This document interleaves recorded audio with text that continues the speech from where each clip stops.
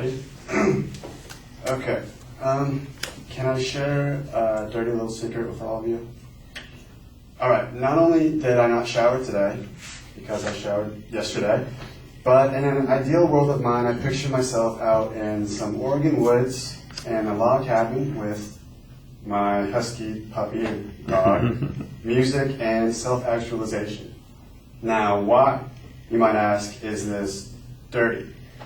Well, I imagine huskies crap a lot. But still, dirty or not, it's one of my little secrets and it's under attack. And a main proponent being the advertising industry. At least for me, the advertising world is making it harder and harder to just want such a simple lifestyle when every day I see something on TV or the street that is more sparkly and efficient than the last thing I saw. So today, for the following 3 reasons, I stand here to talk about how the advertising industry does more harm than good to the youth of America. So my 3 reasons are, number 1, advertising exploits and negatively affects children's perceptions. Alcohol as well as tobacco advertisements are reaching a growing number of youth, which increases underage drug usage. And thirdly, advertisements create more materialistic wants for our youth. So firstly, advertisements exploit and negatively affects children's perceptions of things.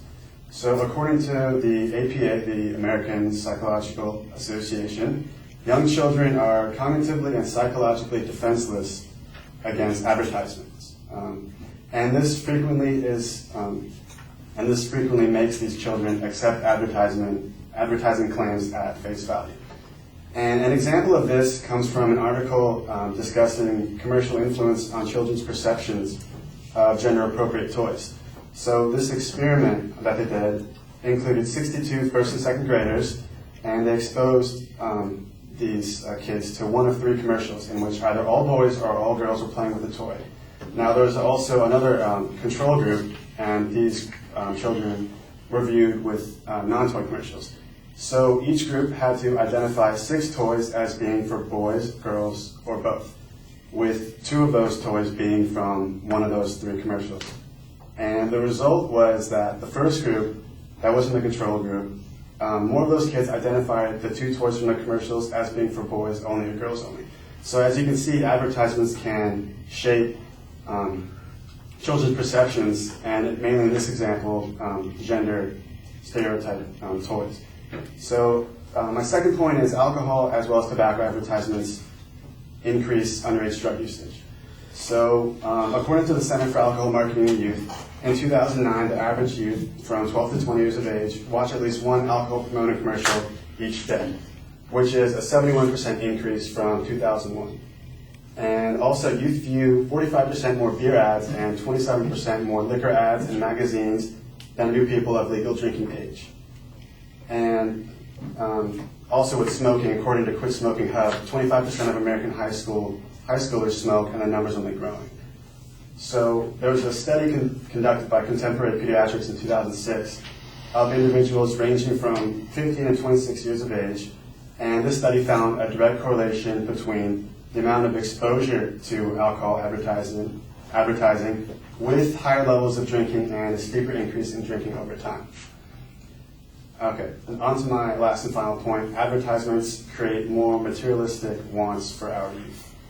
So there's something called the buy me that effect or syndrome, where many kids sit at some point in the day and watch television, and they see a commercial that catches their attention.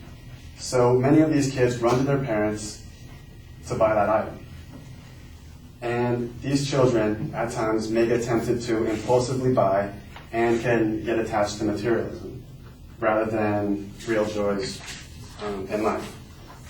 And according to Thomas N. Robinson, professor at Stanford University, he said children who watch less TV want less toys. And this is evident in Sweden, where marketing campaigns were banned for people under 12 years old. And these children in Sweden, studies have shown that these children wanted significantly fewer toys than children in Britain, where there are no restrictions on commercials. So to recap, ads negatively shape children's perceptions. Secondly, alcohol and tobacco ads are spreading more towards our youth, and that affects underage drug usage. And thirdly, advertisements increase materialistic wants for our youth. Thanks.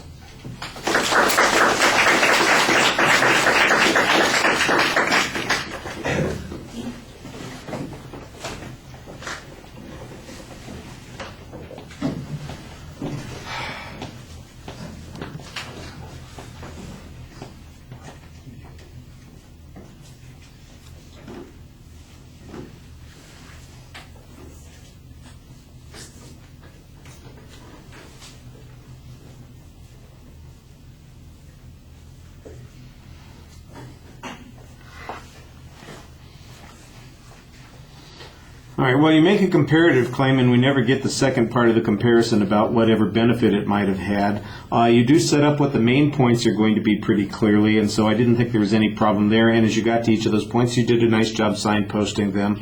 I felt a little bit like the first point was underdeveloped. You had an interesting study that you were making reference to, but that's about as far as it went.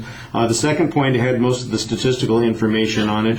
The third point had that piece of factual data that was missing from the previous speech. At least we know what country it was that has actually banned the advertising directed at kids. And the difference between Great Britain and Swedish demand for toys, I think, is kind of interesting. I'm not sure that the inference is solid based on that one piece of data, but it's a start on that, and you've offered some proof on it. So the question is whether or not the proof is sufficient. I think you could do a little bit better job addressing the audience, but you had a nice summary at the end to help make the argument more effectively one more time before you finished up, and I think that that helps make your point a lot clearer there at the end of the presentation.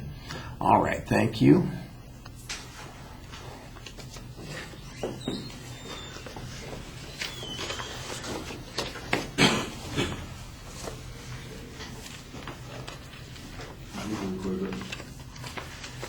Yeah, I'm trying to decide what to do.